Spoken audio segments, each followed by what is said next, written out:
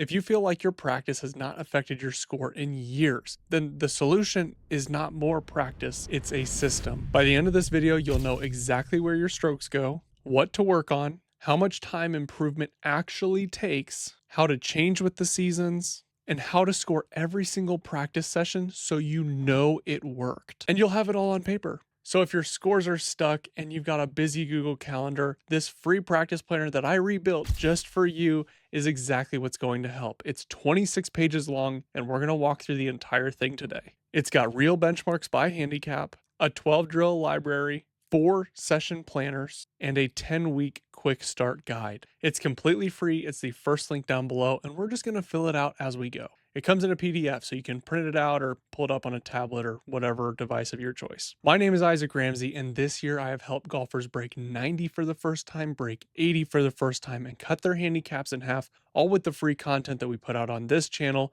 and with the Play Ready Golf app. The reason that these systems work is because they are built on real research and real statistics, just like this entire video is. And all the sources that will be named or even not named in this video will be linked down below. Now that stuck golfer, it's you and it's me. So let's fix it. Not improving and being stuck makes you tired and it makes golf less fun. And at the end of the day, golf is a game and the goal is to have fun. But you know what's really fun? Shooting lower scores and knowing that the practice that you put in caused those lower scores. Most things in life are easy to measure and have a linear progression. So the more weight that you lift, the stronger that you get, and the more weight that you can continuously lift. Golf is different. That feeling when you leave the range and it felt productive can absolutely lie to you if you have no measurement that's going to impact your scores. And here's what feel does to us. We practice what feels bad. Maybe you chunked 2 chips in your last round, so you spent all your practice time practicing your chipping since then.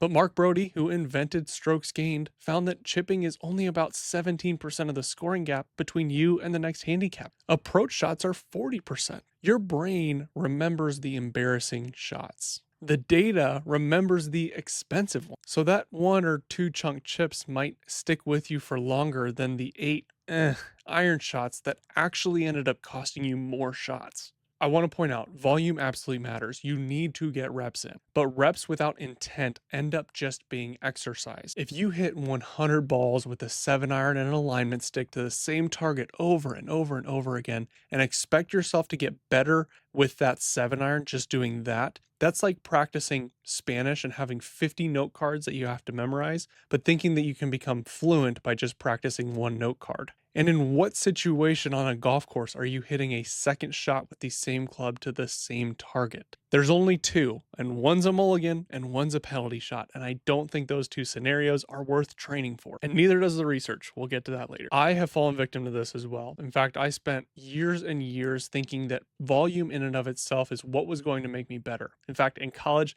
I was notorious for just going and spending hours at the practice facility, hammering irons into a net, thinking that was what was going to make me better at golf. So while block practice or hitting that same shot over and over and over again probably feels good in the moment, it just does not translate to the golf course. And Shea and Morgan proved that in a 1979 study. This is one of the most replicated findings in motor learning research. Random reps are harder, they feel like you are not getting better, but they translate better to your field of play. And in this case, it's hitting random shots to random targets and pulling it off right the first time. Once I flipped to this methodology, I got significantly better at scoring so much faster than I ever did beforehand. I finally felt prepared to go play golf instead of just playing golf swing. Now, I want to interject here and say there's nothing better to help you get better at playing golf than going and playing golf. But let's be real, you and I don't have the time to go play 4 or 5 hour rounds a couple times a week. We might have time though to go to the range for 30 minutes. So the goal then should be to bring the course to the range as close as possible. There are 3 signs that your practice has no structure. Number 1, you decide what to work on after you've purchased the range bucket. Number 2, you hit the same club over and over again until it feels good and then you move on. And number 3 is you have no idea if the session worked or not. If you're able to check off even one of those things, that's great. Any form of structure is better than none. But structure needs quality data, and the data that you've been keeping, if any, is probably lying to you.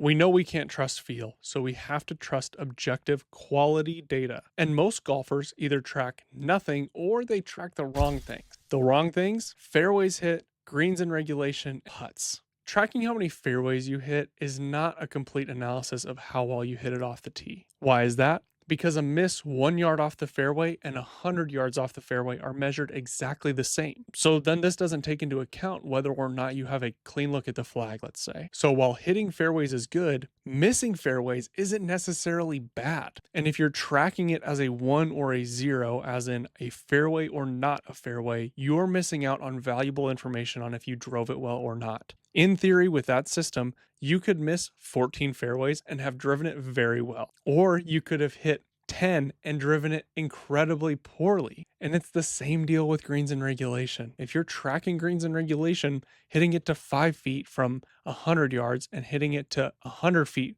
from 50 yards are tracked as the exact same thing. Hitting it in the water versus hitting it 2 inches onto the fringe are also the same thing. And you can guess where I'm going with putting then. A 100-foot putt make and a 2-foot putt make count the same, just as much as chipping it to 2 feet doesn't matter at all in this stat, because now you're down for a 1 putt. So good chipping can hide awful putting if this is how you're tracking your stats. So we're going to track these 5 things instead, and you can keep them on your scorecard and they're listed in the planner. Tee shots in play with a clean second shot at the green, your total score inside of 150 yards, how close you hit it when you have a chip from inside of 20 feet, then how many putts you have from outside of 30 feet when you're faced with that putt, and how many putts you have from inside of 8 feet when faced with that putt. So this takes the same amount of time as counting fairways, greens, and putts, but you get significantly more valuable information that you can then turn into much more valuable practice sessions. And if you want to see an example of what that looks like, page 6, there's a printable version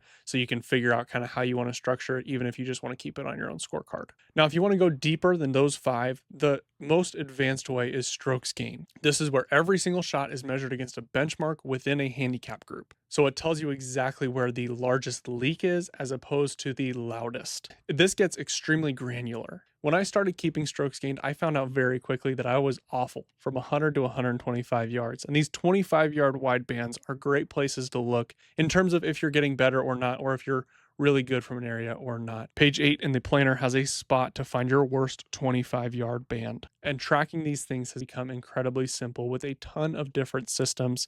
Ours in the Play Ready Golf app, which we'll talk about later, just takes 30 seconds a hole, and you just manually input it on your phone. If you do it after the round, obviously it doesn't take that long, 30 seconds a hole, and you get full PGA Tour level strokes gain data. Quickly, if you have not grabbed the planner yet, please do so, because from this point on, this is where the planner gets more valuable. I'll even toss a QR code up here. There's no excuses, because the next chapter answers the question that no one will ever answer for you. What is a good number even supposed to look like? Let's say half of getting better at golf is effort. Let's say half of getting better at golf is effort. The other half is knowing what a good shot actually is. And because nobody's going to go out of their way to tell you, you're just going to compare yourself to the shots you see on TV or now what you see on YouTube Golf. So when you start tracking, you're comparing yourself to that, and you might start feeling terrible and stop tracking. So let's reset your expectations with real numbers. This is putting make percentage by handicap from the ShotScope database. Millions of real amateur putts. Look at your column, not the tours. Inside of 6 feet, scratch golfers make 92.8% of putts. A 25 handicap makes 82.5% of putts. That gap will show up multiple times a single round. This zone decides a massive chunk of your score, and you can train it in your office or your living room. The 6 to 12 foot bracket. Most amateurs make 35 to 40% of those putts, and a tour player makes about half of their putts from 8 feet. So when you miss an 8-footer in your next round, or 2 or 3, don't melt down. One way I like to look at it is I'm statistically due after every miss for a make. It's just simple math. And from 30 feet and out, even scratch golfers hole about 4%. So a 2 putt from long range is a win at every single level. Being a great lag putter is actually a scoring skill, not some like weird consolation prize. If you've ever thought this stuff only works for good players, look at that table again. It is built by level. Your column and the column right in front of you is your plan and your goal. These benchmarks are printed on page 9 of your planner next to every score box. So your practice will always have a target that is fair for your skill level. Now, on page 7 of the practice planner, there is the self-assessment. It is one table that just talks about your last 5 rounds. Tally where the blow-up holes came from. Rate your confidence and your ability to play confidently from a 1 to a 5. You don't need perfect data, but you do need to be honest with yourself. So seriously, right now, pause the video and fill that out. Trust me, I'm not going anywhere. Okay, all done. Now you know where you're leaking shots. Next problem, your Google Calendar could not care less about where you're leaking shots on the golf course. I need you to be honest with me and write down the amount of time you truly have for practice this week. Got a number? Now move that down one notch and plan for that amount of time. If you said you have 3 hours, plan for 2 hours. Or if you said you had 10 hours, plan for 8 hours. Let's really nail the smaller, safer number before we get more aggressive.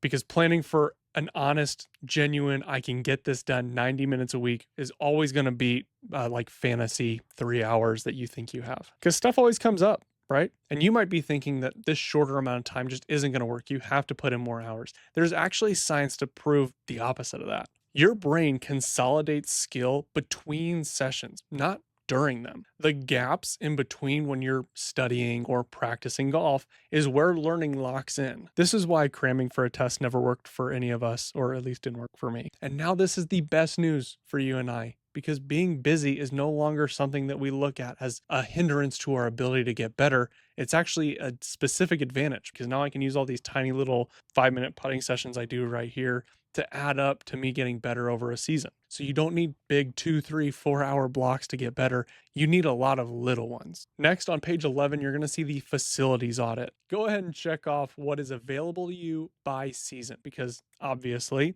what's available in June is probably not available to you in December if you're like me and live in the Midwest. And I did see that guy who commented, this doesn't count if you live in Arizona or California or whatever. Dude, first world problems, all right? Don't comment that. Don't make me feel bad. And spend your facility access time wisely. So if you only get 30 minutes to go putt on a real green, don't putt 4-footers. I can do that right here. Why would I go practice that when I only have limited time out there? I'm going to spend the majority of my time out there working on lag putting and green reading. If something can travel, do it at home. For example, in this office year round, when it's freezing outside, when it's hot outside, I'm working on my putting. I've got a little coaster set up. I've got a whole video. I'll link it here on my, it's 90 square feet home putting studio setup. You can go watch that after this video. But you don't need more than $20 to get a really quality setup where you can actually work on not only your putting stroke, but making short putts. So go back over page 10 and 11, and I need you to fill in what is true and then take it down a notch. Now, like I mentioned, I practice in here year round because January doesn't look like July, obviously. It would be silly for me to think that I could get in the same reps in July that I do in January, or vice versa. That's like thinking that I'm going to train for a marathon the same way in week 1 as I do in week 16. The work should change with the phase. So pages 14 to 16 in that planner are going to map out the 4 seasons of your golf season. The off season, which for most of us is November to February. The mindset for this season is to just build. So we're going to spend 60% of our time on our primary weakness, 30% on our secondary, 10% on maintenance. This is a great time to work with a qualified PGA professional on your swing. We might be working on some skills that we didn't have time to when we were playing more golf, and now we're doing more, simulator golf. So we might be doing some more wedge drills or trying to flight the ball a little bit better. A lot of things that we can measure better within a TrackMan. Scoring is its own skill, and that comes next. Preseason, so March and April. And you can shift, obviously, the months around depending on where you live. I'm using the Midwest of the United States as the example. The mindset in this season is to test yourself. So we're working 40% on our primary weakness. 30% of our time is just on rust removal, just making contact off of grass effectively. And then we're spending about 30% of our time on short game, so chipping and putting combined, those feel moves. And this is a great time to start keeping stats, even if you are rusty. If you're only tracking great rounds, it's just a highlight reel that you're tracking, and that's not helpful. Season 3 is in season, May to September. We're going to spend 50% of our practice time on putting in short game. I want to point out that in season, you should be playing more than you're practicing. But when we're practicing, spending this amount of time on these two things is where scoring variance lives. Then we're spending 30% of our time on swing maintenance, so your PGA, posture, grip, alignment, and then 20% of our time on scoring drills with consequences that we are tracking. This is not a time to rebuild your swing. It is a time to really hone in on shooting lower scores and tracking what's working and what's not. Postseason is just 1 month. We're going to call it October. And the mindset is to just assess. This is going to be bonus golf. So we're pulling this year's data all together and we're creating a plan like we're doing right now on how to get better in the off season and in the preseason and then in the season. You can kind of see how this rotates through the whole year. And nobody's going to be looking at this. So be honest. Don't try to flatter yourself. So that's the year zoomed all the way out. Now let's zoom back in to when we go in to buy that bucket of balls before our next range session. A great practice session starts before you purchase the range bucket, whether that's in your notes app or on page 22 of the practice planner. I want to see date, facility, phase, and focus. And then blocks. Every block has 4 words on it: drill, constraint, reps, and score. If you can't fill in those 4 blocks, you're not actually practicing, you're just out there exercising. And I want to point out, going out there just to kind of vibe and maybe blow off some steam is totally fine. But if your intent is to get better and you're not tracking those 4 things, you're not actually going to get better. Hit 10 7-irons is not a drill. Hit 10 7-irons alternating between 2 targets and keeping track of how many you hit within 30 feet is a drill. Constraints create challenges, and challenges create learning that you can then take to the golf course and apply and get better at scoring lower. Make sure to build in 5 to 10 minutes to get physically loose, work on your posture, grip, alignment, tempo. Then we're going to our skill blocks, working on the biggest one first. There are 12 drills in the practice planner. We're just going to walk through 5 of them, but I want to show you how they work so you can kind of understand what we're getting at here. They all have constraints, scoring, and how to make each one harder. And that last one can be overlooked. Like we talked about earlier,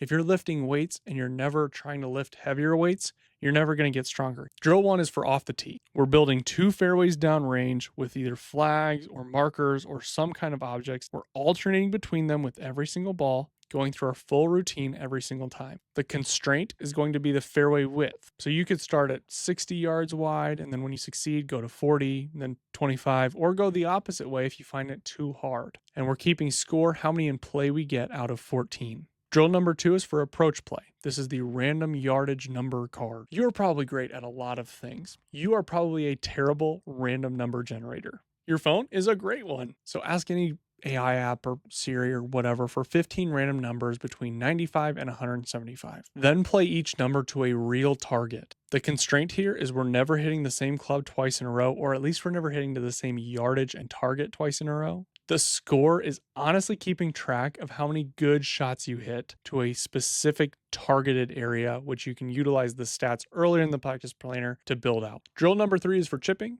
We're chipping to 3 different spots from 1 spot. So dropping 3 balls in the same area and chipping to 3 different targets. You're keeping score how many finish inside of 8 feet out of 9 total shots. And remember from earlier, we're keeping track of 8 feet because inside of 8 feet is kind of that 50%. Drill number 4 is for putting. This is the 18-hole random course. 18 random distances between 3 and 35 feet. Once again, use your app or website of choice. Everything is a par 2, so we're scoring against 36. Walk off every single distance and try to get used to understanding how far a putt actually is as opposed to trying to just eyeball it. And this is a great one to finish up practice sessions with because you can keep track of your total score over time and see if you're getting better or not. Drill number 5 is just putting it home through a gate. Make the gate wider or narrower based on your skill set with the goal of just getting in a good groove. Use a coin for a hole, and out of 20 putts, see how many you can get through clean on the first try. Keep track of that. And the goal here really is to get to 20. That work in your office or your living room or whatever is going to make the practice outside so much simpler because you're not worried about your stroke when you get out there. You can just worry about the lag putting and the green rating. And after every single session, I just want you to sit down for 60 seconds of honesty. Did I stick to the plan? Was I paying attention the whole time? What would I change next time I come to practice? And that question is what allows you to continuously improve these practice sessions. And start planning buffers. If you've got to walk across the facility to go chip or putt or whatever it is, you're able to kind of build that all in. This is something you're going to massage over time to make it perfect. All right, let's go ahead and pause on page 22. You can go ahead and plan your real session right now. Pull your primary from page 7, your time from page 10, and fill in the drill, constraint, reps, and score for one block. Don't plan on some fantasy session, plan on something realistic. So pause the video, go ahead and do that. One moving part left, and this is what keeps your whole process moving forward past week 2 of you doing it.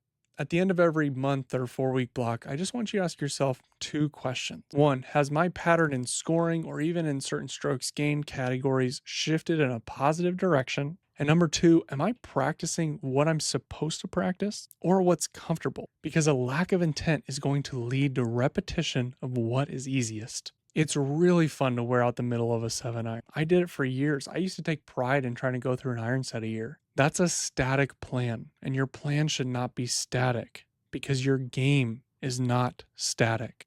So to get you through the hard part, which is just starting and sticking with anything, page 3 gives you your first 10 weeks. Just one small job each week. A lot of habit research points a habit sticking to 66 days, which is about 10 weeks. And if you actually paused and figured things out as we went through this video, week 1 should already be done for you. Everything you need to know about getting better at golf is in this video and in that planner. But I know something about you because you're just like me. You're busy. You'll download the planner, you might fill out half of it, and then you'll completely forget about it and continue practicing in the way that has not moved your scores in years. So for the small percentage of you who fill it out and follow it, you're going to get so much better at golf, and I cannot wait for those emails to come rolling in. I'll actually put my email down below because I read to and respond to everything. But for the rest of you, this is why we built the Play Ready Golf app, because it builds out a plan for you based on time, the facilities you have access to, and your actual skill level. And we don't want anybody to miss out on getting better just because they don't know how to plan their time. So that's why everybody gets their first 7 days completely free, and then after that, it's $15 a month. So when you've got that random 15-minute session or you get 30 minutes on the way home from work, you can build out a plan super quick without ever having to think and follow it, and it progressively gets harder as you get better. So click that second link down below and you can start your 7 free days. Whether it's with the paper or with the app, 15 minutes with a plan will beat 1 hour without one. And if you know a buddy who just pounds balls with no plan, just maybe gently send this video to them. And after you do that, if you want to see how quickly you can get to scratch, that's what this video is for right here.